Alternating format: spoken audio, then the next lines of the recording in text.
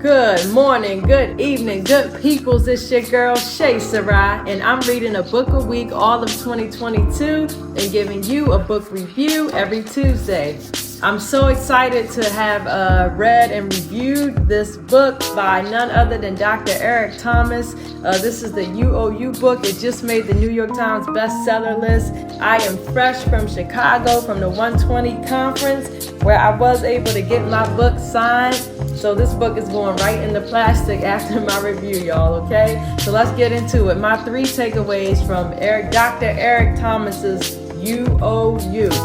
My first takeaway is to take ownership of your life. So E.T. went from a homeless high school dropout to the Dr. Eric Thomas that we know today. He mentors NFL, NBA players. He speaks to Fortune 500 companies, and he's now doing voiceovers for some of those companies. And it's all because he took ownership of his shortcomings and did the necessary actions to overcome them.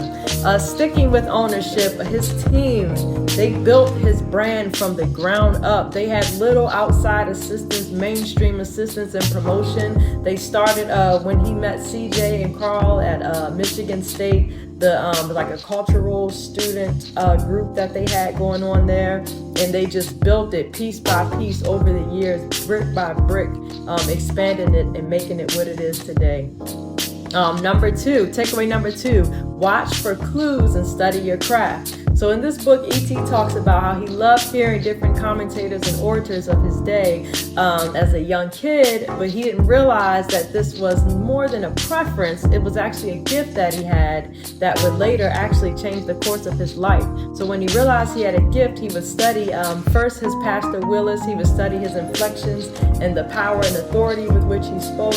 He also studied Malcolm X, MLK, just to name a few, and he really took his craft seriously. Takeaway number 3. This is my favorite from the book. Thank you, Dr. E.T., for breaking this down. A business is nothing more than a physical manifestation of a vision. A company and its services and products are nothing more than the owner's thoughts and ideas realized.